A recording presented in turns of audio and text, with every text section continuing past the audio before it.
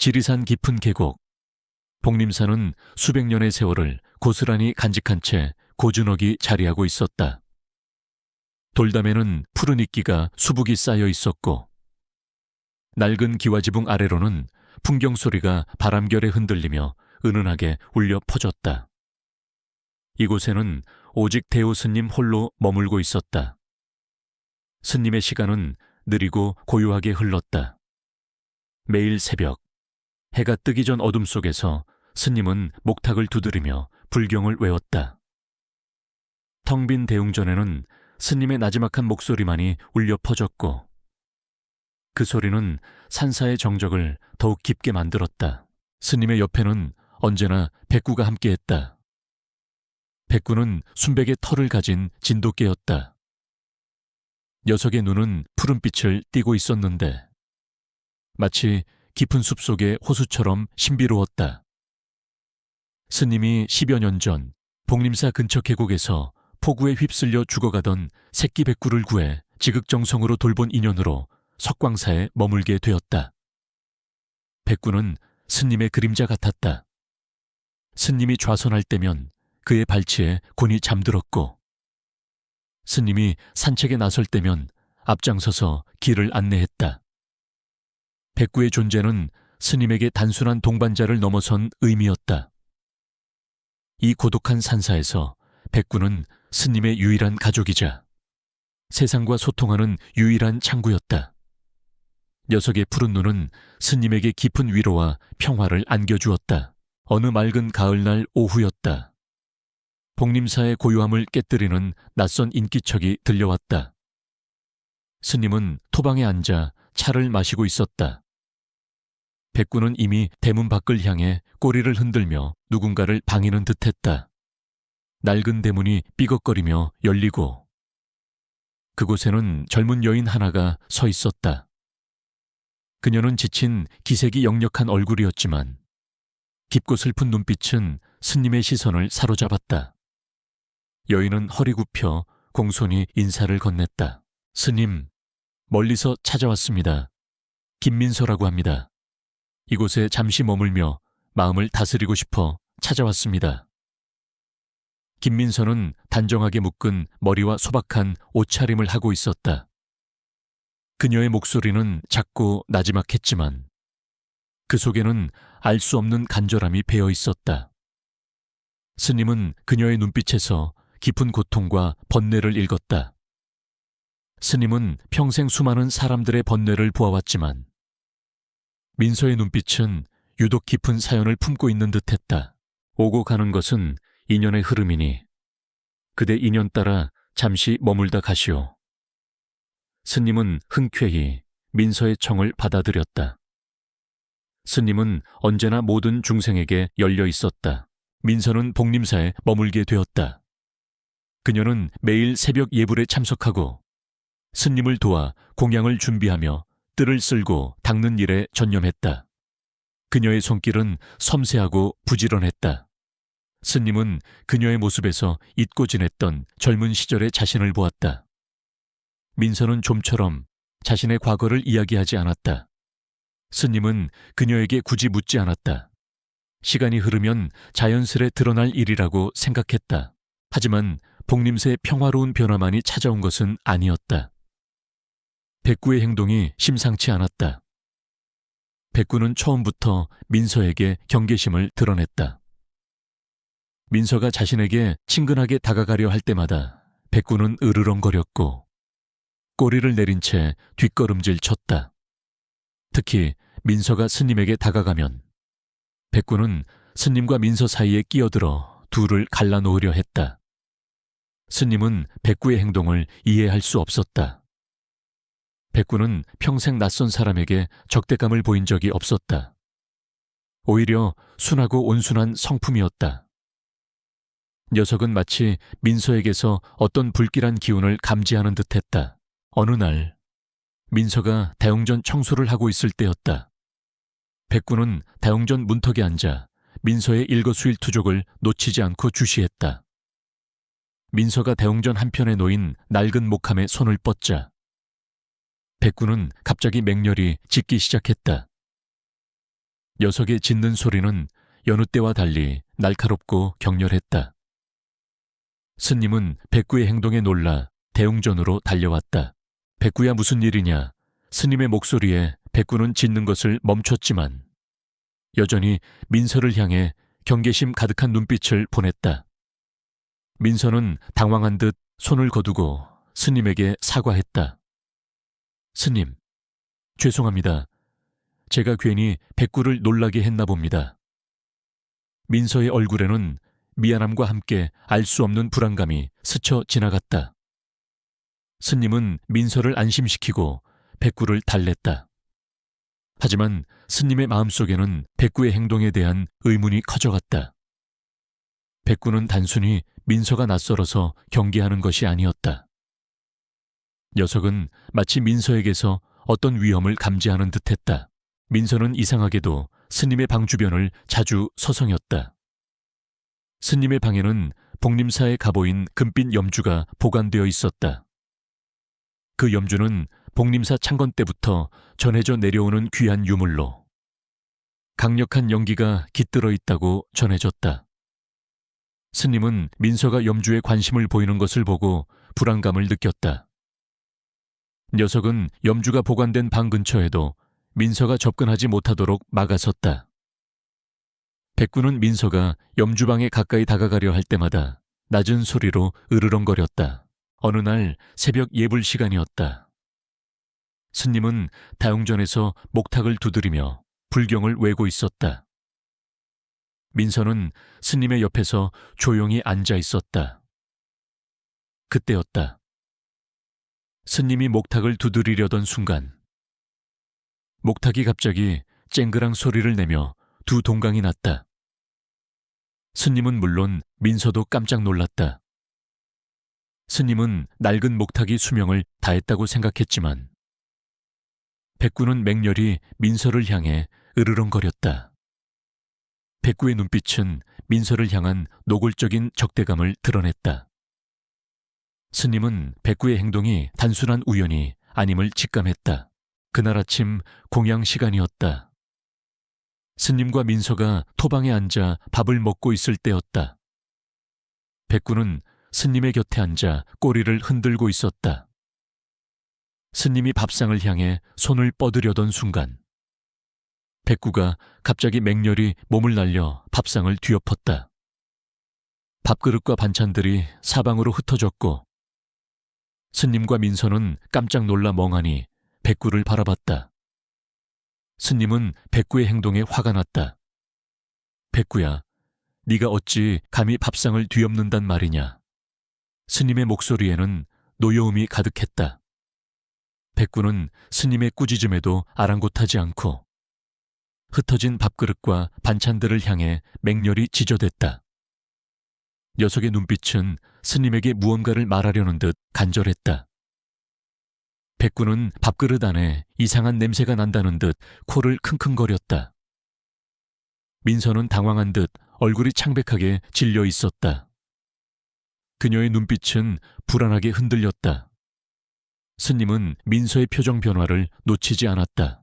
백구는 스님을 향해 낑낑거리며 대웅전 뒤편으로 향했다.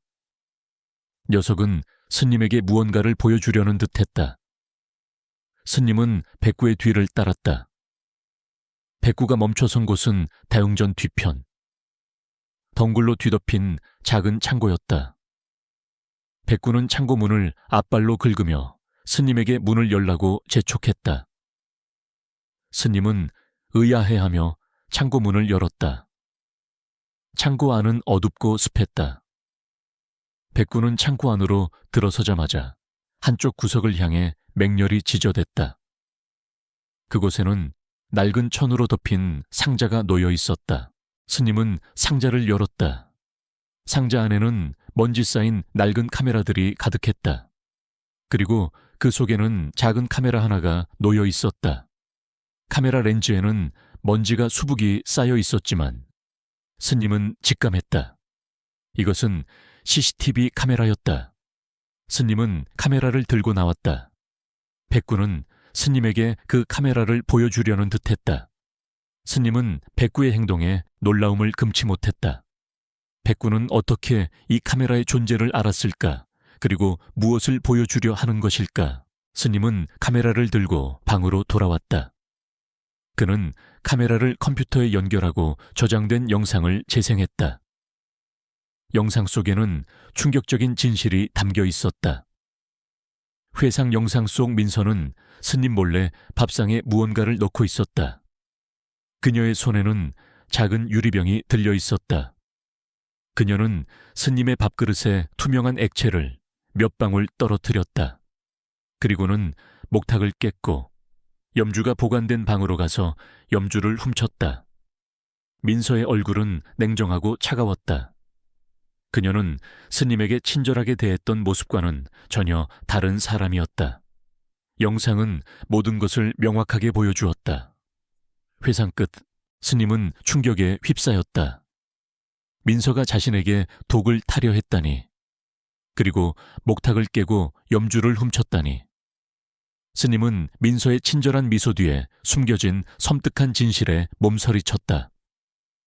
백구는 스님의 옆에서 조용히 앉아 있었다. 녀석의 푸른 눈은 스님에게 제가 말씀드렸잖아요 라고 말하는 듯했다. 백구는 민서의 악한 의도를 처음부터 감지하고 있었던 것이다. 스님은 백구의 경고를 무시했던 자신을 자책했다. 민서는 평화로운 복림사를 이용해 자신의 사악한 계획을 실행하려 했던 것이 분명했다. 하지만 그녀의 진짜 목적은 무엇일까? 그리고 그녀는 왜 스님을 해치려 하는 것일까? 스님은 민서의 숨겨진 과거와 그녀의 진짜 목적을 알아내야만 했다. 복림사의 평화는 다시금 위협받고 있었다. 스님은 백구의 용기와 지혜에 감탄하며 녀석이 단순한 개가 아닌 복림사를 지키는 수호신님을 다시 한번 깨달았다. 그는 백구와 함께 이 모든 것을 밝혀내고 복림사를 지키기로 결심했다. 대호 스님의 손에 들린 CCTV 영상은 충격적인 진실을 적나라하게 보여주었다. 김민서의 친절한 미소 뒤에 숨겨진 차가운 얼굴, 스님의 밥에 독을 타는 섬뜩한 손길, 목탁을 부수고 염주를 훔치는 대담한 행동까지. 스님의 심장은 배신감과 혼란으로 격렬하게 뛰었다. 백구는 스님의 옆에서 조용히 앉아 스님의 얼굴을 올려다보았다. 녀석의 푸른 눈은 스님에게 제가 옳았죠 라고 말하는 듯했다. 스님은 백구의 경고를 간과했던 자신을 자책하며 녀석의 비범한 지혜와 충성심에 다시 한번 감탄했다. 백구는 민서의 악한 의도를 처음부터 알아차리고 스님을 보호하려 했던 것이다. 스님은 영상을 끄고 깊은 생각에 잠겼다. 민서가 복림사에 온 목적은 분명했다. 스님을 해치고 무엇인가를 훔치려는 것.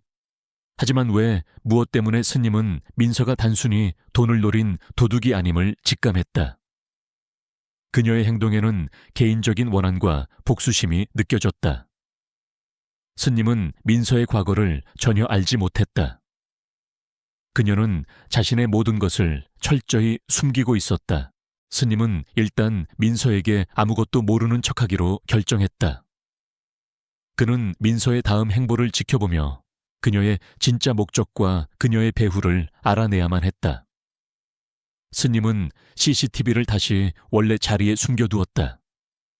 그리고 밥상을 뒤엎은 백구를 꾸짖는 신용을 하며 민서에게는 미안함을 표했다.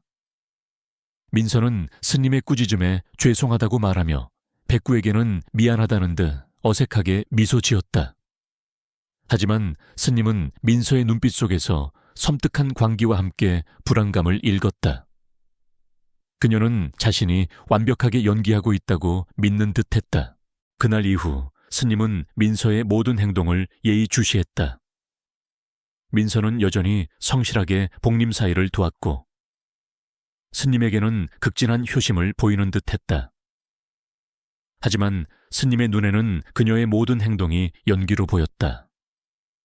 민서는 스님이 잠든 밤이면 몰래 염주가 보관되었던 방을 기웃거렸고 숲속 깊은 곳으로 향하는 낡은 오솔길을 따라 한참 동안 사라지기도 했다. 스님은 민서가 숲속에서 누군가를 만나는 것은 아닐까 하는 의심을 품었다.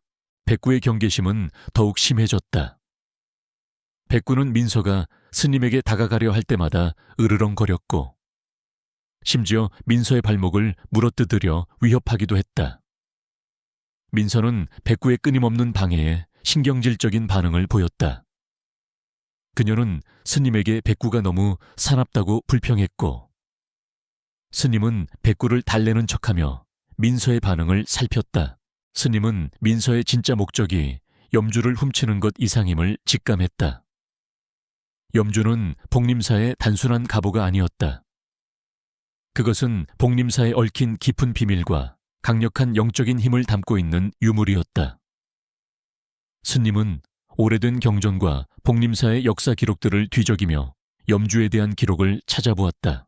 낡고해진 경전 속에는 복림사의 창건과 관련된 흥미로운 내용이 담겨 있었다. 복림사는 약 500년 전 이 지역에 들끓던 악한 기운을 봉인하기 위해 세워졌다고 했다. 그 악한 기운은 인간의 탐욕과 증오를 먹고 자라나는 요괴였으며 인근 마을을 파괴하고 수많은 인명을 해쳤다고 한다. 당시의 위대한 승려들이 힘을 합쳐 요괴를 제압하고 복림사의 가장 깊은 곳에 봉인했다고 기록되어 있었다. 그리고 그 봉인을 유지하는 핵심적인 역할을 하는 것이 바로 금빛 염주였다. 염주는 요괴의 힘을 억누르는 강력한 연기를 품고 있었으며 염주가 사라지면 봉인이 약해져 요괴가 다시 깨어날 수 있다고 명시되어 있었다. 요괴의 봉인, 염주가 사라지면 깨어난다니. 스님의 등골에 섬뜩한 한기가 흘렀다. 스님은 민서가 염주를 훔친 것이 단순히 돈 때문이 아님을 확신했다. 그녀는 요괴를 깨우려 하는 것이 분명했다. 하지만 왜 그녀가 요괴와 어떤 관련이 있다는 말인가? 스님은 밤늦도록 좌선에 잠겼다. 그는 자신의 꿈속에서 봤던 장면들을 다시 한번 떠올렸다. 회상 꿈속에서 스님은 수십 년 전에 복림사를 보았다. 불길이 맹렬하게 타오르는 다웅전, 비명을 지르며 도망치는 사람들. 어린 시절의 자신은 그 불길 속에서 염주를 지키려 필사적으로 노력하고 있었다. 그때 한 젊은 여인이 나타나 염주를 훔치려 했다. 그녀의 얼굴은 고통과 혼란으로 일그러져 있었다. 그녀는 염주를 가져가려 했지만 백구와 똑같이 생긴 하얀 진돗개가 맹렬히 그녀를 막아섰다. 진돗개는 불길 속에서 여인과 사투를 벌였고 결국 여인은 염주를 놓치고 달아났다.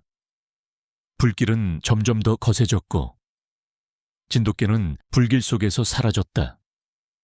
회상 끝 스님은 꿈에서 깨어나 온몸이 땀으로 젖어 있었다.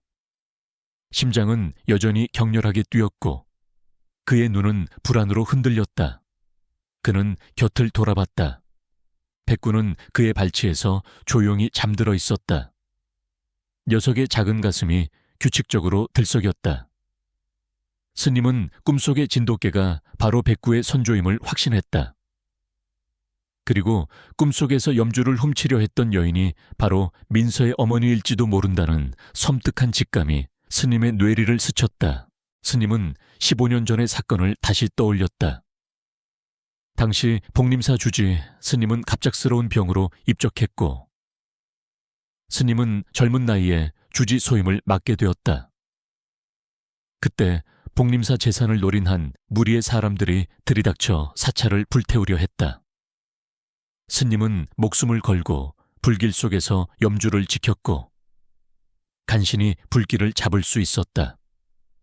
그 사건 이후 복림사는 폐허가 되었고 스님은 홀로 복림사를 재건하며 살아왔다. 스님은 그 사건의 배후에 한진우라는 자가 있었음을 기억했다. 한진우는 당시 지역 유지였지만 도박과 탐욕에 눈이 멀어 복림사의 재산까지 노렸던 악인이었다. 스님의 증언으로 한진우는 감옥에 갇혔고 그 후 소식이 끊겼었다. 한진우, 김민서, 설마 스님은 민서가 한진우의 딸일지도 모른다는 섬뜩한 가능성을 떠올렸다. 그렇다면 그녀의 복수심은 이해할 수 있었다. 그녀는 아버지가 스님 때문에 감옥에 갔다고 생각하고 복수하려 하는 것일지도 모른다. 스님은 민서의 행동을 더욱 면밀히 관찰했다. 민서는 스님이 잠든 틈을 타 몰래 CCTV가 숨겨진 창고에 접근하려 했다. 하지만 백구가 창고 문 앞에서 으르렁거리며 그녀를 막아섰다. 민서는 백구의 방해에 짜증을 내며 돌아섰다. 스님은 백구의 행동을 보며 안도의 한숨을 쉬었다. 백구 덕분에 그녀는 아직 CCTV의 존재를 알지 못했다. 스님은 민서의 행동에서 또 다른 수상한 점을 발견했다. 그녀는 종종 숲속 깊은 곳으로 향하는 낡은 오솔길을 따라 한참 동안 사라지곤 했다. 스님은 민서가 숲속에서 누군가를 만나는 것은 아닐까 하는 의심을 품었다. 스님은 백구에게 민서의 뒤를 쫓아보라고 지시했다. 백구는 스님의 말을 알아들은 듯 조용히 민서의 뒤를 따랐다. 백구가 돌아왔을 때 녀석의 얼굴에는 심각한 기색이 역력했다. 백구는 스님에게 숲속 깊은 곳에 있는 작은 움집을 가리켰다. 움집 주변에는 이상한 냄새가 났고 백구는 그 냄새를 맡고 으르렁거렸다. 백구는 움집 안에서 민서가 한 남자와 만나고 있었다고 몸짓으로 스님에게 설명했다. 남자의 얼굴은 그림자에 가려져 보이지 않았지만 그 남자에게서 섬뜩한 기운이 느껴졌다고 백구는 표현했다. 스님은 직감했다. 그 남자는 민서의 조력자이자 아마도 이 모든 음모의 배후일 것이다. 스님은 민서에게 직접적으로 물어보기로 결심했다. 그는 민서를 대웅전으로 불렀다. 민서 낭자, 그대는 왜 복림사에 왔는가? 그대의 진짜 목적은 무엇인가? 스님의 목소리는 차분했지만 그 안에는 흔들림 없는 강단이 느껴졌다. 민서는 스님의 질문에 당황한 듯 얼굴이 창백하게 질렸다. 그녀의 눈빛은 불안하게 흔들렸지만 그녀는 애써 침착한 척했다. 스님, 무슨 말씀을 하시는지 모르겠습니다. 저는 그저 마음의 평화를 찾기 위해 이곳에 왔을 뿐입니다. 민서는 시선을 피하며 말했다. 스님은 민서의 거짓말에 분노가 치밀었다. 그는 민서가 독약을 탄 사실을 알고 있음을 직접적으로 드러냈다. 그대가 내 밥에 독을 탄 사실도 모른단 말인가? 그리고 목탁을 깨고 염주를 훔친 사실도. 스님의 목소리가 높아지자 민서의 얼굴은 완전히 굳어졌다. 그녀의 눈빛에는 더 이상 평화는 없었다. 그곳에는 절박함과 함께 숨길 수 없는 분노가 이글거렸다. 민서는 결국 자신의 가면을 벗어던졌다. 그녀의 얼굴은 증오로 일그러졌다. 그래요, 제가 그랬어요. 당신이 제 아버지를 감옥에 보내셨잖아요. 제 아버지는 억울하게 감옥에 가셨고 저는 당신 때문에 가족을 잃었어요. 당신은 제 인생을 망쳐놨어요. 이제 제가 당신의 모든 것을 망쳐놓을 거예요. 민서는 절규하며 스님에게 달려들었다. 그녀의 손에는 날카로운 칼이 들려 있었다. 스님은 민서의 공격에 대비했지만 백구가 먼저 몸을 날렸다. 백구는 민서의 칼을 입으로 물어 떨어뜨리고 민서의 팔을 물었다. 민서는 고통스러운 비명을 지르며 뒷걸음질 쳤다. 스님은 민서에게 모든 진실을 이야기해 주기로 결심했다. 그녀의 아버지가 복림사를 불태우려 했던 진실, 그리고 염주가 복림사를 지키는 중요한 유물이라는 진실을. 스님은 민서에게 한진우가 단순한 재산 다툼이 아니라 염주의 영적인 힘을 탐내어 요괴를 풀어주려 했다는 사실을 설명했다. 하지만 민서는 스님의 말을 믿지 않았다. 그녀의 눈은 복수심에 가득 차 있었다. 스님은 민서의 복수심이 단순히 한진우에 대한 사랑 때문만은 아님을 직감했다. 그녀의 눈빛에는 어떤 더 깊은 절망과 고통이 담겨 있었다. 스님은 그녀의 마음속에 숨겨진 또 다른 비밀을 알아내야만 했다. 그 비밀이 이 모든 비극의 시작일지도 모른다는 섬뜩한 예감이 스님의 뇌리를 스쳤다. 그는 백구와 함께 민서의 숨겨진 과거를 파헤쳐야만 했다. 민서의 칼날이 스님을 향해 날아들었지만 백구가 몸을 날려 막아섰다. 날카로운 칼은 백구의 팔을 스쳤고 백구는 고통스러운 신음을 내뱉었다. 스님은 백구의 희생에 놀라 민서를 제지했다.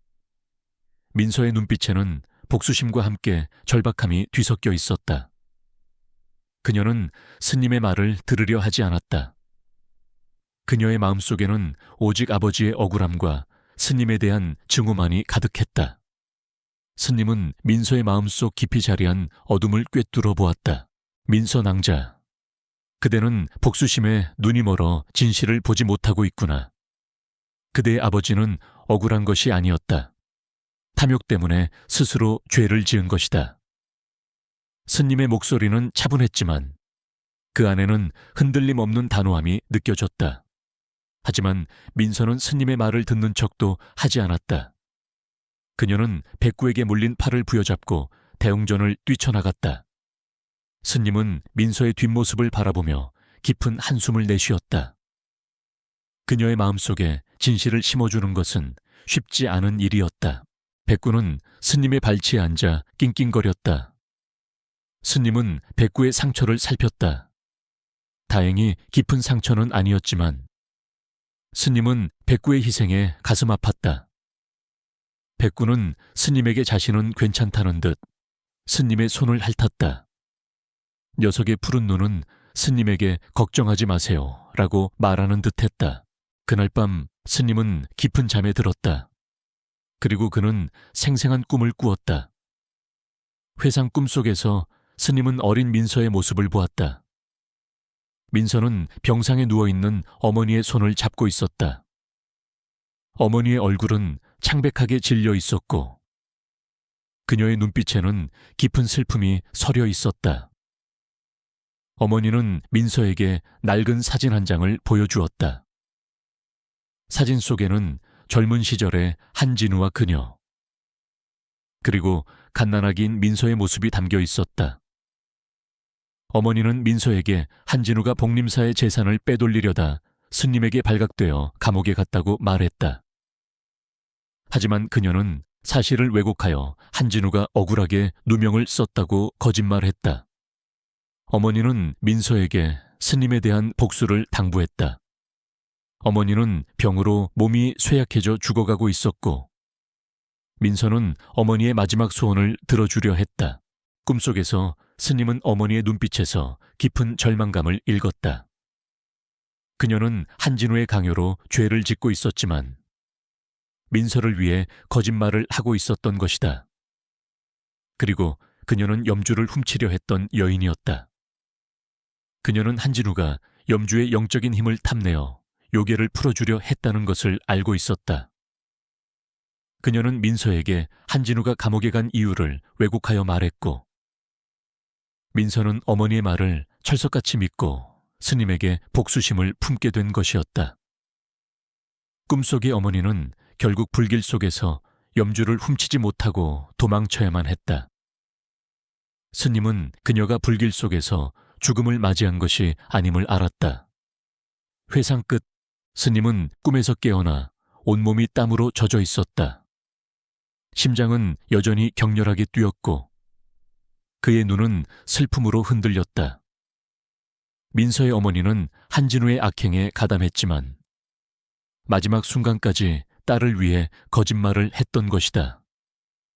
민서는 어머니의 거짓말 때문에 복수심에 사로잡혀 있었고 스님은 그녀의 복수심이 단순히 한진우에 대한 사랑 때문만은 아님을 깨달았다.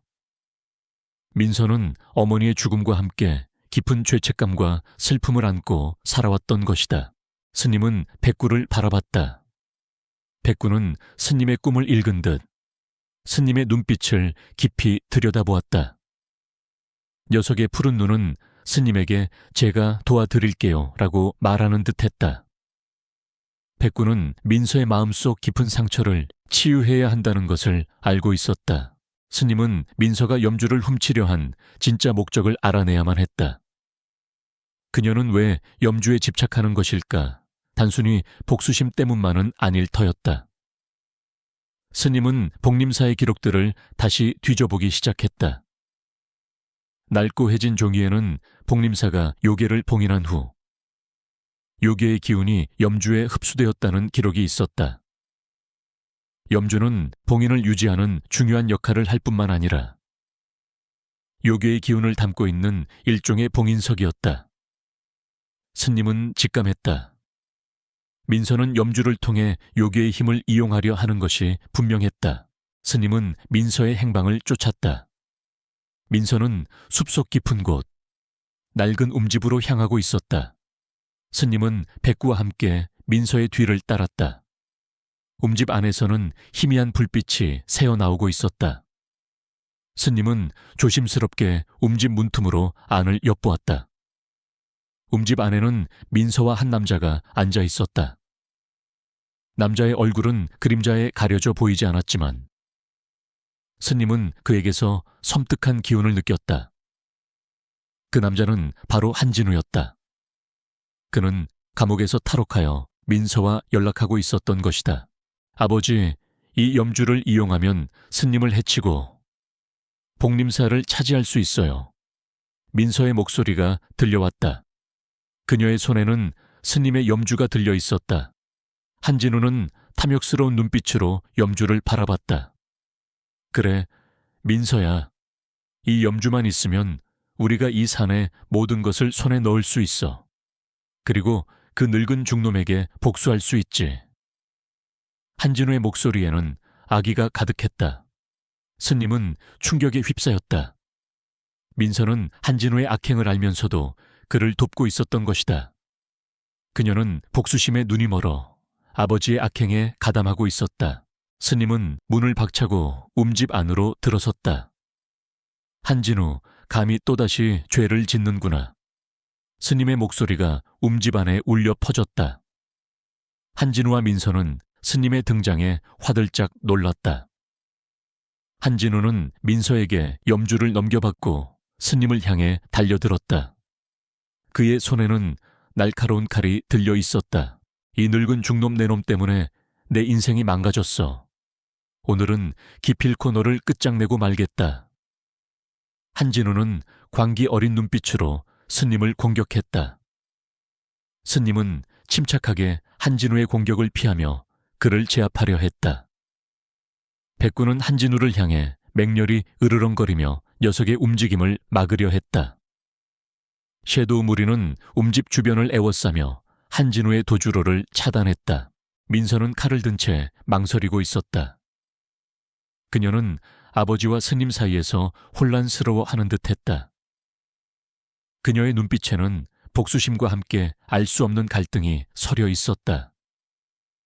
스님은 민서의 갈등을 놓치지 않았다. 민서 낭자 정신 차려라. 그대의 아버지는 그대를 이용하고 있을 뿐이다. 스님은 민서에게 외쳤다. 그때 백구가 한진우의 팔을 물어 염주를 떨어뜨렸다. 염주는 바닥에 떨어져 대구르르 굴러갔다. 한진우는 고통스러운 비명을 지르며 백구를 발로 차려 했지만 백구는 그의 공격을 피하며 날쌔게 움직였다. 스님은 염주를 향해 손을 뻗었다. 염주가 스님의 손에 닿는 순간 염주에서 강력한 빛이 뿜어져 나왔다. 빛은 움집 안을 가득 채웠고 한진우는 빛의 눈이 멀어 비틀거렸다. 스님은 염주의 힘으로 한진우를 제압하려 했다. 스님은 염주를 들고 한진우를 향해 주문을 외기 시작했다. 염주에서 뿜어져 나오는 빛은 한진우의 몸을 감쌌고 한진우는 고통스러운 비명을 지르며 몸부림쳤다. 그의 몸은 점차 희미해지는 듯했다. 염주는 요괴의 기운을 봉인할 뿐만 아니라 그 요괴의 기운을 흡수하여 악한 자를 제압할 수 있는 힘을 가지고 있었던 것이다. 민서는 스님의 모습을 보고 혼란에 빠졌다. 그녀의 아버지는 빗속에서 고통스러워하고 있었고, 스님은 그녀의 아버지를 제압하고 있었다. 그녀의 눈빛은 갈등으로 흔들렸다. 그때 백구가 민서의 발치에 앉아 낑낑거렸다. 녀석은 민서에게 진실을 보라는 듯 스님을 바라보았다. 백구의 푸른 눈빛은 민서에게 깊은 울림을 주었다. 민서는 결국 칼을 내려놓았다. 그녀는 눈물을 흘리며 스님을 바라봤다. 스님, 제 아버지는 정말로 악인이었나요? 민서의 목소리는 희미하게 떨렸다. 스님은 민서의 눈빛에서 진실을 알고자 하는 갈망을 보았다. 스님은 한진우가 과거 복림사에 저질렀던 모든 악행을 민서에게 이야기해 주었다. 한진우는 복림사의 재산을 탐내어 방화까지 저질렀고, 요괴를 풀어 세상에 혼란을 주려 했다. 그리고 스님은 민서의 어머니가 한진우에게 강요당해 어쩔 수 없이 악행에 가담했고, 마지막까지 민서를 보호하려 거짓말을 했던 진실을 알려주었다. 민서는 스님의 이야기를 듣고 주저앉았다. 그녀는 자신의 어머니가 얼마나 고통받았을지, 그리고 자신이 얼마나 어리석었는지 깨달았다. 그녀의 눈에서는 뜨거운 눈물이 쏟아져 내렸다. 그녀는 아버지라고 믿었던 한진우가 사실은 탐욕스러운 악인임을 깨달았다. 민서의 눈빛에서 복수심은 사라지고 깊은 후회가 자리 잡았다. 그녀는 자신이 스님에게 저지른 모든 죄를 뉘우치고 용서를 빌었다. 스님은 민서의 진심, 어린 회개를 받아들였다. 그는 민서의 손을 잡고 따뜻하게 말했다. 민서 낭자, 그대의 죄는 이미 백구의 희생과 그대의 회개로 씻겨졌다. 이제 그대는 새로운 삶을 살아가야 한다. 숲의 평화를 지키고 중생들을 이롭게 하는 삶을. 스님의 말에 민서는 고개를 끄덕였다. 그녀는 스님의 제자가 되어 복림사에 남아 평생 속죄하며 살아가기로 다짐했다. 백구는 스님과 민서의 화해를 보며 낑낑거렸다. 녀석의 푸른 눈은 기쁨으로 빛났다. 백구는 자신의 사명을 다한 것이었다. 스님은 염주의 힘으로 한진우를 경찰에 넘겼다. 한진우는 다시 감옥에 갇혔고, 이번에는 요괴를 풀어주려 했던 죄까지 더해져 더욱 엄중한 처벌을 받게 되었다. 세상은 다시 평화를 되찾았다. 복림사는 다시금 고요해졌고, 숲은 평화로운 기운으로 가득 찼다. 모든 것이 제자리를 찾은 듯했다. 하지만 그때였다. 백구가 갑자기 휘청거리며 쓰러졌다. 녀석의 몸에서 푸른빛이 희미하게 사라지고 있었다. 스님은 백구에게 달려갔다. 백구의 눈빛은 점점 흐려지고 있었다. 스님은 백구가 염주의 힘을 사용할 때마다 자신의 영적인 힘을 소모했다는 것을 깨달았다. 녀석은 스님과 복림사를 지키기 위해 자신의 모든 것을 바쳤던 것이다. 스님은 백구를 품에 안고 눈물을 흘렸다. 녀석은 마지막으로 스님의 손을 핥고 평화롭게 눈을 감았다. 백구야, 백구야. 스님의 절규가 복림사들에 울려 퍼졌다. 민서 또한 백구의 죽음에 오열했다.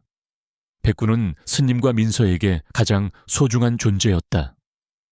녀석의 희생은 그들에게 깊은 슬픔과 함께 지워지지 않는 감동을 안겨주었다.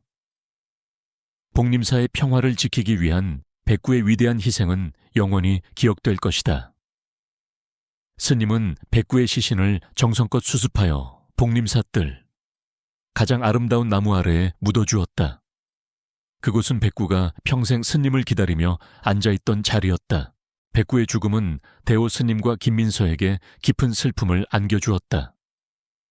복림사의 고요한 아침은 더 이상 백구의 활기찬 발소리로 채워지지 않았다. 스님은 백구가 늘 앉아있던 다용전 앞마당에 홀로 앉아 먼 산을 바라보곤 했다. 녀석의 빈자리는 너무나 컸다. 민서 역시 슬픔에 잠겼다. 그녀는 백구의 희생이 자신 때문에 일어났다는 죄책감에 시달렸다. 그녀는 백구가 생전에 자신에게 보냈던 경고들을 떠올리며 눈물을 흘렸다. 하지만 그 슬픔 속에서도 민서는 백구의 희생이 헛되지 않도록 스님의 곁에서 복림사를 지켜야 한다는 강한 의지를 다졌다. 스님은 백구를 기리기 위해 복림사뜰에 작은 돌탑을 세웠다. 돌탑 위에는 백구의 푸른 눈을 상징하는 푸른빛이 감도는 돌멩이를 올려놓았다. 스님은 매일 아침 저녁으로 돌탑 앞에서 백구의 영혼을 기리며 기도했다. 민서도 스님 곁에 서서 함께 기도했다. 돌탑은 백구의 숭고한 희생과 복림사의 평화를 지키려는 그들의 다짐을 상징하는 듯했다. 백구의 소멸 이후 요괴의 기운은 복림사 주변에서 완전히 사라졌다. 염주가 다시 제자리를 찾고 백구의 영적인 힘이 요괴를 완전히 소멸시키는데 사용되었기 때문이었다. 복림사는 다시금 완전한 평화를 되찾은 듯했다. 스님은 염주를 대웅전 가장 깊숙한 곳에 봉인했다. 이제 염주는 복림사를 지키는 영적인 수호물로서 영원히 그 자리를 지킬 것이었다. 민서는 스님의 제자가 되어 복림사에 머물게 되었다. 그녀는 지혜라는 법명을 받고 스님의 가르침 아래 불법을 익히고 수행에 정진했다. 지혜는 자신의 과거를 뉘우치고 속죄하는 마음으로 모든 일에 헌신했다. 그녀는 새벽부터 밤늦게까지 복림사 곳곳을 쓸고 닦고 공양을 준비하며 스님을 시봉했다. 그녀의 얼굴에는 점차 평화로운 미소가 찾아왔다. 그녀의 눈빛에는 더 이상 과거의 그림자는 찾아볼 수 없었다. 지혜는 자신의 삶을 복림사와 숲의 평화를 위해 바치기로 결심했다. 스님은 지혜의 변화를 보며 흐뭇해했다. 지혜는 과거의 자신을 닮아 있었다. 스님은 지혜가 백구의 희생을 헛되이 하지 않고 훌륭한 불제자가 될 것이라고 믿었다. 스님은 지혜에게 복림사의 역사와 염주에 얽힌 전설, 그리고 백구와 섀도우 무리의 이야기를 자세히 들려주었다. 지혜는 스님의 이야기를 들으며 백구의 위대함과 자신의 어리석음을 다시 한번 깨달았다. 그녀는 백구의 죽음을 통해 진정한 깨달음을 얻었던 것이다. 한편 한진우는 다시 감옥에 갇혔다. 그는 이번에는 요괴를 풀어주려 했던 죄까지 더해져 더욱 엄중한 처벌을 받게 되었다. 그의 악행은 세상에 낱낱이 밝혀졌고 그는 사회의 지탄을 받았다. 한진우의 사건은 언론을 통해 크게 보도되었다. 진돗개가 밥상을 뒤엎고 스님도 몰랐던 CCTV에 충격의 진실이라는 헤드라인은 전국을 떠들썩하게 만들었다. 사람들은 복림사와 스님, 그리고 백구의 이야기에 감동하고 경이로워했다. 백구는 영물 백구, 복림사의 수호신으로 불리며 전설적인 존재가 되었다. 이 사건으로 복림사는 전국적으로 유명해졌다. 사람들은 마음의 평화를 찾고 백구의 영혼을 기리기 위해 복림사를 찾아왔다. 스님과 지혜는 그들을 따뜻하게 맞이했고 그들의 번뇌를 들어주며 위로를 건넸다. 복림사는 단순한 사찰을 넘어 상처 입은 영혼들이 치유받고 희망을 얻는 보금자리가 되었다. 숲은 이제 인간의 탐욕으로부터 완전히 보호받게 되었다. 지리산은 국립공원으로 지정되어 엄격하게 관리되었고 불법 벌목과 밀렵은 자취를 감추었다. 천년초와 황금박쥐들도 안정적으로 개체수를 늘려가며 숲의 생태계를 더욱 풍요롭게 만들었다. 어느 날 복림사에 예기치 못한 손님이 찾아왔다. 그는 과거 박기태의 잔당이었던 강민혁이었다. 민혁은 한진우가 체포된 후 그의 모든 악행이 세상에 드러나면서 큰 충격을 받았다. 그는 자신이 과거에 한진우와 박기태의 악행에 가담했던 것을 깊이 후회하며 속죄하는 마음으로 석광사를 찾아온 것이었다. 민혁은 스님에게 무릎 꿇고 자신의 죄를 고백했다. 스님, 저는 과거 죄를 지은 자입니다. 한진우와 박기태의 악행에 가담했습니다.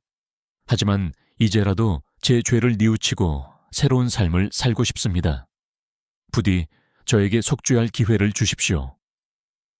민혁의 눈빛에는 진심 어린 회한이 가득했다. 스님은 민혁의 진심을 느끼고 그를 받아들였다. 스님은 민혁에게 복림사에 머물며 숲과 동물들을 돌보는 일을 하라고 말했다. 민혁은 스님의 말에 고개를 끄덕였다. 그는 자신의 남은 생을 자연과 생명들을 보호하는 데 헌신하기로 다짐했다. 민혁은 복림사에 머물며 숲을 돌보고 동물들을 보호하는 일에 전념했다. 그는 숲의 구석구석을 살피며 불법적인 행위가 없는지 감시했고 다친 동물들을 치료하며 보살폈다. 그의 헌신적인 노력은 숲의 생명들에게 큰 도움이 되었다. 민혁은 과거의 어두운 그림자에서 완전히 벗어나 새로운 삶을 살아가고 있었다. 그의 얼굴에는 점차 평화로운 미소가 찾아왔다. 지혜는 민혁을 따뜻하게 맞이했다. 그녀는 민혁의 과거를 이해했고 그의 회개를 진심으로 응원했다. 지혜와 민혁은 백구의 희생을 잊지 않고 숲의 평화를 지키는 데 함께 노력했다. 그들은 백구의 돌탑 앞에서 함께 기도했고 숲의 아름다움을 보존하기 위해 힘썼다. 하지만 복림사의 평화는 영원할 수 없었다. 요괴는 완전히 소멸되었지만 녀석의 잔재는 숲 곳곳에 희미하게 남아있었다. 요괴의 악한 기운은 박기태의 마음속에 여전히 드리워져 있었다. 박기태는 감옥에 갇혀서도 복수를 꿈꾸고 있었다. 그는 자신의 세력을 다시 모으고 복림사를 파괴하여 스님과 지혜에게 복수하려는 음모를 꾸미고 있었다. 박기태는 요괴의 잔재를 이용하여 봉인된 악한 힘을 다시 깨우려 했다. 그는 감옥 안에서도 외부와 비밀리에 연락을 주고받으며 자신의 잔당들을 움직이고 있었다. 어느 날 밤, 복림사 주변 숲에 불길한 기운이 감돌기 시작했다. 희미한 검은 연기가 숲속을 떠돌았고 숲의 나무들은 어둠 속에서 스산하게 흔들렸다. 지혜는 잠결의 불안함을 느꼈다. 그녀는 백구가 살아있었다면 가장 먼저 이 불길한 기운을 감지하고 경고했을 것이라고 생각했다. 지혜는 스님에게 이 사실을 알렸다. 스님은 지혜의 말을 듣고 표정을 굳혔다. 요괴의 잔재가 다시 활동을 시작하고 있는 것이 분명했다. 스님은 염주가 봉인된 대웅전으로 향했다. 염주는 여전히 강력한 연기를 뿜어내고 있었지만 스님은 요괴의 잔재가 염주의 봉인을 약화시키려 한다는 것을 느꼈다. 스님은 지혜와 민혁을 불렀다. 요괴의 잔재가 다시 움직이기 시작했다. 아마도 박기태의 잔당들이 이 기운을 이용하려 하는 것 같다. 우리는 복림사를 지켜야 한다. 스님의 목소리에는 결연한 의지가 담겨 있었다. 지혜와 민혁은 스님의 말에 고개를 끄덕였다. 그들은 백구의 희생이 헛되지 않도록 반드시 복림사를 지켜야 한다고 다짐했다. 그때 숲속에서 희미한 인기척이 들려왔다. 검은 그림자들이 숲속을 가로질러 복림사를 향해 다가오고 있었다. 그들은 박기태의 잔당들이었다. 그들의 손에는 칼과 몽둥이가 들려 있었고 그들의 눈빛은 탐욕과 광기로 번뜩였다. 그들은 복림사를 파괴하고 염주의 힘을 이용하여 요괴의 잔재를 완전히 부활시키려 했다. 그들은 백구가 사라진 틈을 타 복림사를 공격하려 했던 것이다. 모두들 준비하라. 복림사를 지켜야 한다. 스님의 목소리가 밤 공기를 갈랐다. 지혜는 활시위를 당겨 화살을 겨누었다. 그녀는 평소 스님에게 배운 호신술과 활 쏘는 법을 연습해왔다. 민혁은 낡은 사냥총을 들고 스님과 지혜의 앞을 막아섰다. 그는 과거의 죄를 속죄하기 위해, 그리고 복림사를 지키기 위해 필사적으로 싸워야 한다고 생각했다. 밤의 어둠 속에서 복림사들은 다시금 전장으로 변했다. 박기태의 잔당들과 스님, 지혜, 민혁의 격렬한 싸움이 시작되었다. 숲의 평화는 다시 깨졌지만 그들은 복림사를 지키기 위해 필사적으로 맞섰다. 백구의 영혼은 그들의 곁에서 그들을 지켜보고 있는 듯했다. 그들은 백구의 희생이 헛되지 않도록 반드시 승리해야만 했다. 이 싸움은 단순한 싸움이 아니었다. 복림사의 운명, 숲의 평화, 그리고 선과 악의 대결이었다. 어둠이 짙게 깔린 복림사들은 순식간에 아수라장으로 변했다. 박기태의 잔당들은 칼과 몽둥이를 휘두르며 맹렬히 돌진했다. 그들의 눈빛은 탐욕과 광기로 번뜩였고 그들의 목적은 오직 복림사를 파괴하고 염주의 힘을 손에 넣어 요괴의 잔재를 완전히 부활시키는 것이었다. 대호 스님과 지혜, 강민혁은 백구의 빈자리가 주는 아픔 속에서도 굳건히 맞섰다. 그들은 백구의 희생이 헛되지 않도록 복림사를 지켜야 한다는 강한 의지로 똘똘 뭉쳐 있었다. 민혁은 낡은 사냥총을 들고 스님과 지혜의 앞을 막아섰다. 그는 정확하게 조준하여 잔당들의 움직임을 봉쇄했다. 탕탕 총성이 밤하늘을 갈랐고 잔당들은 그의 사격술에 당황하여 주춤거렸다. 민혁은 과거 박기태 조직의 일원이었지만 이제는 숲과 복림사를 지키는 수호자로 변모해 있었다. 그의 손놀림은 노련했고 그의 눈빛은 흔들림 없었다. 그는 잔당들의 팔다리를 노려 총을 쏴 쓰러뜨렸고 그들이 더 이상 움직일 수 없도록 만들었다. 지혜는 스님의 뒤에서 활시위를 당겼다. 그녀는 스님에게 배운 호신술과 활 쏘는 법을 떠올리며 집중했다. 쉬익 화살이 어둠을 가르고 날아가 잔당들의 어깨나 다리에 박혔다. 지혜의 활 솜씨는 놀라웠다. 그녀는 한때 복수심에 사로잡혀 스님을 해치려 했던 과거를 속죄하듯 맹렬하게 활을 쏘아 잔당들을 제압했다. 그녀의 화살은 복림사를 지키는 정의의 화살이었다. 지혜의 얼굴에는 결의가 가득했고 그녀의 눈빛은 빛났다. 스님은 대웅전 문턱에 서서 비장한 표정으로 염주를 손에 들었다. 염주에서 뿜어져 나오는 은은한 빛은 어둠 속에서 강력한 연기를 발산했다. 스님은 염주의 힘을 빌려 잔당들의 악한 기운을 제압하려 했다. 그는 목탁 대신 염주를 두드리며 굳건한 목소리로 불경을 외웠다. 스님의 목소리는 밤 공기를 가르며 복림사들에 울려 퍼졌고 그 소리는 잔당들의 마음을 흔들었다. 잔당들은 스님과 지혜, 민혁의 예상치 못한 저항에 당황했다. 그들은 백구가 사라진 복림사는 무방비 상태일 것이라고 생각했지만 스님 일행은 생각보다 강력했다. 박기태의 잔당 중 한 명인 김철수는 상황이 불리하게 돌아가자 소리쳤다. 젠장 저 늙은 중놈과 계집애가 생각보다 강해. 어서 요괴의 잔재를 깨워라. 그들은 복림사 깊숙한 곳, 요괴의 기운이 가장 강하게 느껴지는 곳을 향해 돌진했다. 그곳에는 숲의 깊은 어둠과 축축한 기운이 맴돌고 있었다. 그들은 그곳에 요괴의 잔재가 남아있음을 알고 있었다. 스님은 그들이 요괴의 잔재를 깨우려 한다는 것을 직감했다. 스님은 염주를 든 손을 높이 들고 주문을 외웠다. 염주에서 뿜어져 나오는 빛이 더욱 강력해졌다. 빛은 마치 살아있는 생명체처럼 숲속으로 뻗어나가 요괴의 잔재를 억누르려 했다.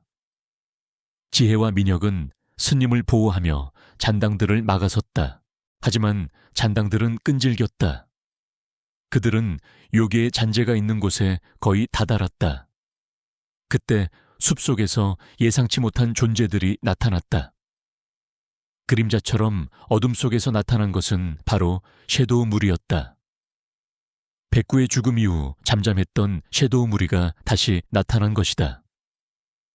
녀석들은 백구의 영혼과 연결되어 복림사를 지키기 위해 다시 나타난 것이 분명했다. 섀도우 무리는 검은 털을 가진 진돗개들이었다. 그들의 눈은 백구처럼 푸른 빛을 띠고 있었다. 섀도우 무리는 맹렬히 잔당들을 향해 달려들었다. 그들의 움직임은 날렵하고 민첩했다. 그들은 잔당들의 다리를 물어뜯고 그들의 무기를 빼앗았다. 잔당들은 검은 그림자 같은 섀도우 무리의 공격에 속수무책으로 당했다. 섀도우 무리는 단순히 물리적인 공격만 하는 것이 아니었다. 그들의 푸른 눈빛은 잔당들의 정신을 혼미하게 만들었고 그들에게 깊은 공포감을 심어주었다. 잔당들은 검은 귀신개들이 자신들을 벌하러 왔다고 생각하며 비명을 질렀다. 이럴 수가. 저것들은 또 뭐야? 김철수는 공포에 질려 소리쳤다. 섀도우 무리는 잔당들을 압도하며 그들을 복림사 뜰 밖으로 몰아냈다. 스님은 섀도우 무리의 등장에 놀라움과 함께 안도감을 느꼈다. 백구의 영혼이 여전히 복림사를 지키고 있었던 것이다. 섀도우 무리의 도움으로 잔당들은 점차 수세에 몰렸다. 그들은 뿔뿔이 흩어져 도망치기 시작했다. 민혁은 도망치는 잔당들을 쫓아가지 않고 쓰러져 있는 잔당들을 제압했다. 지혜는 활시위를 내려놓고 스님 곁으로 다가섰다. 숲은 다시 고요해졌지만 복림사 뜰에는 싸움의 흔적만이 남아있었다. 스님은 염주를 들고 깊은 숨을 내쉬었다. 그의 온몸은 탈진한 듯 휘청거렸다. 지혜가 스님을 부축했다. 스님, 괜찮으십니까? 지혜의 목소리는 걱정으로 가득했다. 스님은 고개를 끄덕였다. 괜찮다. 백구의 영혼이 우리를 지켜주었구나. 스님은 섀도우 무리가 사라진 숲속을 바라봤다. 녀석들은 백구의 영혼과 연결되어 복림사를 지키는 수호자 역할을 하고 있었던 것이다. 민혁은 쓰러진 잔당들을 확인했다. 그들은 모두 부상을 입었지만 다행히 목숨을 잃은 자는 없었다. 민혁은 그들을 밧줄로 묶고 경찰에 신고했다. 그는 박기태의 잔당들이 체포되어 요괴를 이용하려 했던 자신들의 죄를 심판받아야 한다고 생각했다. 이튿날 아침, 경찰이 복림사에 도착하여 박기태의 잔당들을 체포했다. 민혁은 경찰에게 모든 것을 증언했다. 박기태가 감옥 안에서 요괴의 잔재를 부활시키려 했던 음모, 그리고 잔당들이 복림사를 공격하려 했던 계획까지. 경찰은 민혁의 증언과 복림사에서 발견된 증거들을 바탕으로 박기태의 사건을 재수사하기 시작했다. 이 사건은 다시금 전국적인 이목을 끌었다. 박기태의 악행은 다시 한번 세상에 낱낱이 드러났고 그는 더욱 엄중한 처벌을 받게 될 것이었다. 지혜는 자신의 과거에 대해 모든 것을 경찰에게 이야기했다. 그녀는 자신이 어떻게 한진우에게 속아 스님을 해치려 했는지, 그리고 어떻게 백구의 희생으로 진실을 깨닫게 되었는지 자세히 설명했다. 그녀는 자신의 어리석음을 뼈저리게 후회했고 사회에 봉사하며 속죄하겠다고 다짐했다. 경찰은 지혜의 진심 어린 고백을 듣고 그녀에게 선처를 약속했다. 지혜는 스님과 함께 복림사에 남아 평생 수행하며 복림사를 지키는 데 헌신하기로 했다. 복림사는 다시 평화를 되찾았다. 하지만 그 평화는 백구의 희생과 스님, 지혜, 민혁의 헌신으로 얻어진 것이었다. 스님은 백구의 영혼이 여전히 복림사와 숲을 지키고 있다고 믿었다. 섀도우 무리는 다시 숲속으로 사라졌지만 그들은 필요할 때 언제든 나타나 복림사를 보호할 준비가 되어 있었다. 지혜는 스님의 지도 아래 불법에 더욱 정진했다. 그녀는 과거의 상처를 치유하고 진정한 평화를 찾아가는 길을 걷고 있었다. 그녀는 복림사를 찾는 사람들에게 자신의 경험을 이야기하며 삶의 지혜와 희망을 전파했다. 많은 사람들이 지혜의 이야기에 감동하고 위로를 받았다. 민혁은 복림사에 머물며 숲을 돌보고 동물들을 보호하는 일에 전념했다. 그는 자신의 과거를 속죄하며 진정한 봉사자의 삶을 살아가고 있었다. 복림사는 이제 단순한 사찰을 넘어 고난과 역경 속에서도 희망과 평화를 찾아가는 인간의 위대한 정신을 상징하는 곳이 되었다. 백구의 이야기는 전설이 되어 사람들의 마음속에 영원히 살아 숨 쉬게 되었다. 녀석의 푸른 눈은 숲의 영혼 그 자체였으며 녀석의 희생은 복림사의 평화를 지키는 영원한 수호신이 되었다. 복림사는 백구의 영혼이 깃든 성스러운 곳으로 영원히 기억될 것이다. 이 모든 것을 지켜보며 스님은 조용히 미소 지었다. 그의 마음속에는 백구에 대한 그리움과 함께 복림사의 평화에 대한 깊은 안도감이 자리 잡았다. 복림사의 평화는 대호 스님과 김지혜, 강민혁의 헌신적인 노력, 그리고 백구의 숭고한 희생 위에 굳건히 서 있었다. 박기태의 잔당들은 모두 체포되어 법의 심판을 기다리게 되었고 박기태 역시 감옥 안에서 그의 악행이 낱낱이 밝혀지며 더욱 엄중한 처벌을 받게 될 것이 분명했다. 이제 복림사는 더 이상 외부의 위협에 시달리지 않는 듯 보였다. 스님과 지혜, 민혁은 각자의 자리에서 복림사와 숲의 평화를 지키는 데 전념했다. 하지만 그들의 마음 한구석에는 여전히 백구에 대한 그리움과 함께 완전히 사라지지 않은 악의 그림자에 대한 경계심이 남아있었다. 지혜는 스님의 지도 아래 불법에 더욱 깊이 정진했다. 그녀는 과거의 상처를 치유하고 진정한 자아를 찾아가는 길을 걷고 있었다. 그녀의 얼굴에는 항상 평온한 미소가 깃들었고 그녀의 눈빛에서는 깊은 지혜가 뿜어져 나왔다. 복림사를 찾는 사람들은 지혜의 변화에 감동했고 그녀의 진심 어린 위로와 가르침에 많은 깨달음을 얻었다. 지혜는 자신의 과거를 솔직하게 이야기하며 인간의 어리석음과 탐욕이 얼마나 큰 비극을 낳을 수 있는지 그리고 용서와 회개가 얼마나 중요한지 일깨워 주었다. 그녀의 이야기는 많은 사람들에게 삶의 나침반이 되었다. 민혁은 복림사에 머물며 숲을 돌보고 동물들을 보호하는 일에 전념했다. 그는 숲속을 걷고 나무를 심고 다친 동물들을 치료하며 진정한 의미의 속죄를 실천했다. 그의 손길이 닿는 곳마다 숲은 더욱 푸르게 살아났고 동물들은 그에게 경계심 없이 다가섰다. 민혁은 자신의 과거를 사람들에게 이야기하며 자연보호와 동물 학대의 심각성을 알리는 데 앞장섰다. 그의 진심 어린 호소는 많은 사람들의 마음을 움직였고 사회 전체의 인식을 변화시키는 데 큰 역할을 했다. 민혁은 더 이상 어두운 과거의 그림자에 갇혀 있지 않았다. 그는 숲의 수호자이자 생명의 가치를 옹호하는 긍정적인 존재로 거듭났다.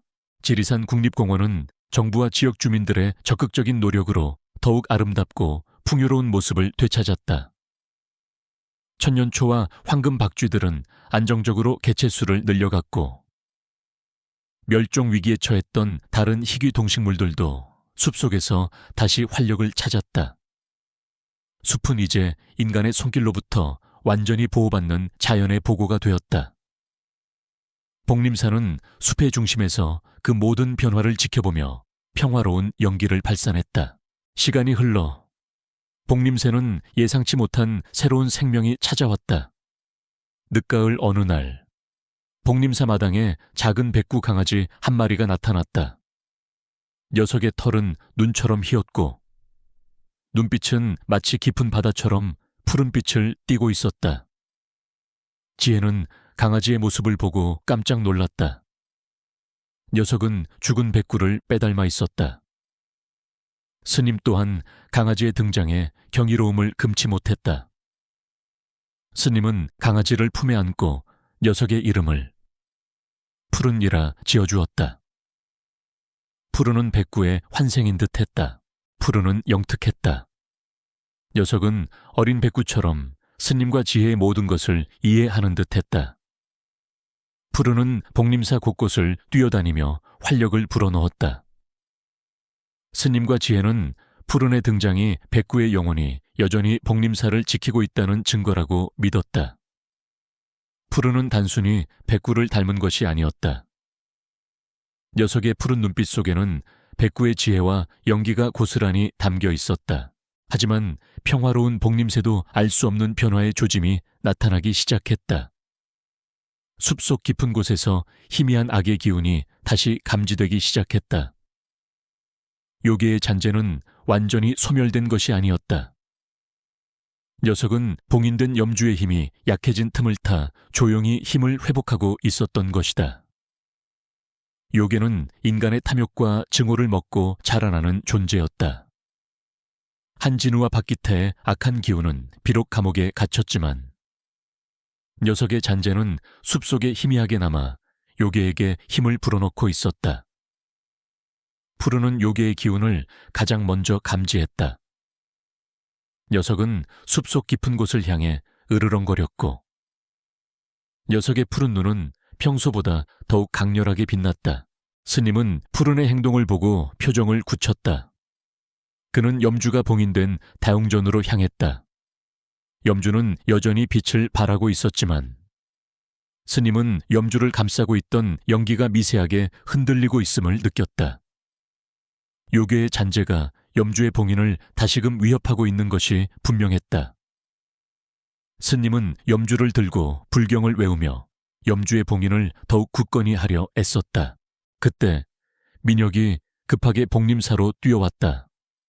그의 얼굴에는 당황스러움과 함께 분노가 서려 있었다. 스님 큰일 났습니다. 박기태가 탈옥했습니다. 민혁의 말에 스님과 지혜는 큰 충격을 받았다. 박기태가 감옥에서 탈옥했다니 그는 염주의 힘을 탐내어 요괴를 완전히 부활시키려 할 것이 분명했다. 박기태는 요괴의 힘을 이용해 자신의 세력을 다시 구축하고 자신에게 불리했던 모든 것을 되돌리려 할 것이었다. 그는 과거의 패배를 복수하려 할 것이 분명했다. 민혁은 박기태의 탈옥 소식과 함께 그가 복림사를 노리고 있다는 정보를 입수했다고 전했다.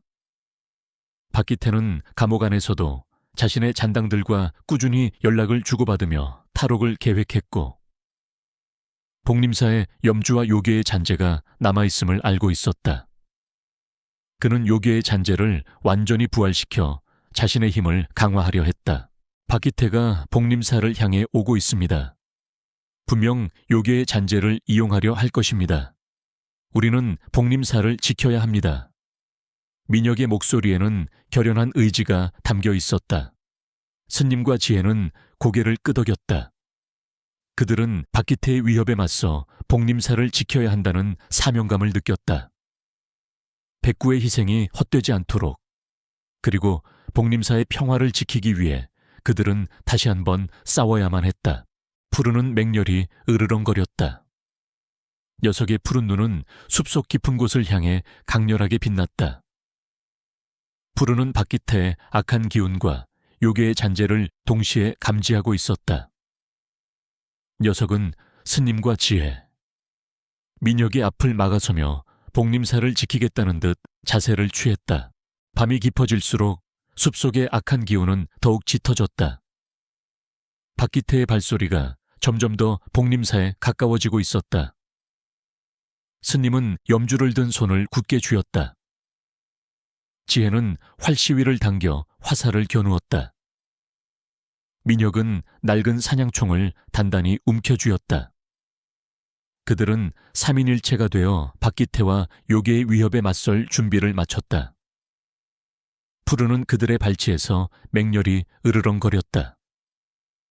녀석은 백구의 영혼을 이어받은 복림사의 새로운 수호자로서 자신의 사명을 다하려 했다. 숲속에서 검은 그림자들이 나타났다. 박기태의 잔당들과 함께 박기태가 직접 복림사를 향해 다가오고 있었다. 그의 얼굴은 증오와 탐욕으로 일그러져 있었다. 그는 복림사를 파괴하고 염주의 힘을 빼앗아 요괴의 잔재를 완전히 부활시키려 했다. 그의 눈빛에는 광기만이 가득했다. 늙은 중놈, 오늘은 내 놈이 내게 무릎 꿇는 날이다. 그리고 이 복림사는 내 것이 될 것이다. 박기태는 비웃으며 소리쳤다. 그의 목소리는 밤 공기를 가르고 복림사들에 울려 퍼졌다. 스님은 박기태의 악한 기운에 맞서 흔들림 없이 염주를 들었다. 박기태 그대는 탐욕 때문에 스스로를 파멸시키는구나. 이 복림사는 그대 같은 악인에게 넘어가지 않을 것이다. 스님의 목소리에도 강단이 담겨 있었다. 복림사들은 다시 한번 전쟁터가 되었다. 박기태의 잔당들과 스님, 지혜, 민혁의 격렬한 싸움이 시작되었다. 푸르는 맹렬이 박기태를 향해 달려들었다. 녀석의 푸른 눈은 정의의 불꽃처럼 이글거렸다. 녀석은 백구의 영혼을 이어받아 복림사를 지키기 위해 필사적으로 싸웠다. 이 싸움은 단순히 복림사를 지키는 싸움이 아니었다. 숲의 평화, 선과 악의 대결, 그리고 백구의 희생이 헛되지 않음을 증명하는 마지막 싸움이었다. 복림사들은 박기태의 악한 기운과 스님 일행의 결연한 의지가 충돌하는 격전지로 변모했다. 밤하늘은 핏빛으로 물든 듯 붉게 빛났고 숲의 고요함은 칼날 부딪히는 소리와 고통스러운 비명으로 산산조각났다. 박기태는 탐욕스러운 눈빛으로 염주를 노렸고 요괴의 잔재는 숲속에서 희미하게 꿈틀거리며 박기태에게 힘을 불어넣는 듯했다. 하지만 대호 스님과 지혜, 민혁, 그리고 어린 푸르는 백구의 숭고한 희생을 헛되이 하지 않기 위해 모든 것을 걸고 맞섰다. 민혁은 낡은 사냥총을 단단히 움켜쥐었다. 그는 박기태의 잔당들을 향해 정확하게 조준하며 탕탕 총성을 울렸다. 잔당들은 민혁의 노련한 사격술에 속수무책으로 쓰러졌다. 민혁의 총알은 그들의 팔다리를 노려 심각한 부상을 입히지는 않았지만 그들의 전의를 상실케 했다. 민혁의 얼굴에는 과거의 죄를 속죄하려는 비장함과 함께 복림사를 지키겠다는 강한 의지가 서려 있었다. 그는 한때 박기태의 수하로 악행을 저질렀던 자신을 끊임없이 채찍질하며 싸웠다. 지혜는 스님의 뒤에서 활시위를 당겼다. 그녀의 눈빛은 백구처럼 푸르게 빛났다. 휙 화살이 어둠을 가르고 날아가 잔당들의 어깨나 다리에 정확히 박혔다. 지혜의 활 솜씨는 놀라울 정도로 정교했다. 그녀의 화살은 복림사를 지키는 정의의 빛이었고 그녀의 손길은 과거의 어리석음을 씻어내는 속죄의 화살이었다. 지혜는 자신의 몸속에 흐르는 알 수 없는 힘을 느꼈다. 그것은 백구의 영혼이 그녀에게 부여한 힘이었다. 스님은 대웅전 문턱에 굳건히 서서 염주를 들고 불경을 외웠다. 그의 목소리는 우렁찼고 염주에서 뿜어져 나오는 강력한 빛은 어둠을 밀어내며 요괴의 잔재를 억눌렀다. 스님의 임에는 식은땀이 흘렀지만 그의 눈빛은 흔들림 없었다. 그는 복림사와 숲의 평화를 지키기 위해 자신의 모든 것을 바쳤다. 염주는 그의 손에서 더욱 강력하게 빛나며 박기태의 악한 기운을 약화시켰다. 박기태는 스님 일행의 강력한 저항에 당황했다. 그는 스님과 지혜, 민혁이 이토록 강할 것이라고는 예상하지 못했다. 특히 어린 푸른의 맹렬한 공격에 그는 분노했다. 푸르는 백구의 영혼을 이어받은 듯 박기태를 향해 맹렬히 달려들었다. 녀석의 작은 몸에서는 강력한 연기가 뿜어져 나왔고 녀석의 푸른 눈은 박기태에게 물러서라 고 외치는 듯했다. 푸르는 박기태의 다리를 물어뜯었고 박기태는 고통스러운 비명을 지르며 휘청거렸다. 이 빌어먹을 개자식 감히 날 물다니. 박기태는 분노의 찬 목소리로 소리쳤다. 그는 푸른을 발로 차려 했지만 푸른은 날쌔게 그의 공격을 피하며 다시 그의 발목을 물었다. 섀도우 무리는 푸른의 뒤를 따랐다. 녀석들은 그림자처럼 움직이며 박기태의 잔당들을 공격했다. 그들의 푸른 눈빛은 잔당들에게 깊은 공포감을 심어주었고 잔당들은 혼비백산하여 도망치기 시작했다. 박기태는 고립되었다. 그의 잔당들은 모두 도망쳤고 그는 스님 일행과 섀도우 무리에 둘러싸였다. 박기태는 염주를 향해 손을 뻗었다. 그는 염주를 빼앗아 요괴의 잔재를 완전히 부활시키려 했다. 하지만 스님은 염주를 굳게 쥐고 그에게서 떨어뜨리지 않았다. 박기태 탐욕은 그대를 파멸로 이끌 것이다. 이제라도 죄를 뉘우치고 속죄하라. 스님의 목소리가 박기태의 귓가에 울려 퍼졌다. 박기태는 스님의 말을 비웃었다. 웃기지 마라. 탐욕만이 인간을 살게 하는 힘이다. 나는 이 염주를 가질 것이고 요괴의 힘을 손에 넣어 세상을 지배할 것이다. 박기태는 광기 어린 눈빛으로 스님에게 달려들었다. 그의 손에는 날카로운 비수가 들려 있었다. 스님은 염주의 힘으로 박기태를 제압하려 했다. 염주에서 뿜어져 나오는 빛이 더욱 강력해졌다. 빛은 박기태의 몸을 감쌌고 박기태는 고통스러운 비명을 지르며 몸부림쳤다. 그의 몸은 점차 희미해지는 듯했다. 염주는 요괴의 기운을 봉인할 뿐만 아니라 그 요괴의 기운을 탐하는 자를 벌하는 힘을 가지고 있었던 것이다. 그때 푸른이 박기태를 향해 마지막으로 맹렬히 달려들었다. 녀석은 자신의 몸에서 뿜어져 나오는 모든 연기를 모아 박기태의 심장을 향해 돌진했다. 푸른의 몸이 박기태의 심장에 닿는 순간 거대한 섬광이 터져 나왔다. 숲 전체가 하얗게 빛났다. 크악! 박기태는 고통스러운 비명을 지르며 몸부림쳤다. 그의 몸은 섬광 속에서 서서히 사라져갔다. 마침내 박기태의 형체는 완전히 사라졌고 빛은 잦아들었다. 숲은 다시 고요해졌지만 그곳에는 푸른의 모습이 보이지 않았다. 푸른은 박기태와 함께 소멸된 것이었다. 녀석은 백구의 영혼을 이어받아 복림사를 지키는 자신의 사명을 다한 것이었다. 스님은 무릎을 꿇고 주저앉았다. 그의 눈에서는 뜨거운 눈물이 쏟아져 내렸다. 그는 푸른의 희생에 대한 슬픔과 함께 박기태와 요괴의 잔재가 완전히 소멸되었다는 안도감에 휩싸였다. 지혜와 민혁 또한 푸른의 죽음에 오열했다. 푸른은 그들에게 백구의 환생이자 희망의 상징이었다. 녀석의 희생은 그들에게 깊은 슬픔과 함께 지워지지 않는 감동을 안겨주었다. 복림사 뜰에는 싸움의 흔적만이 남아있었다. 하지만 그 싸움은 복림사의 승리로 끝났다.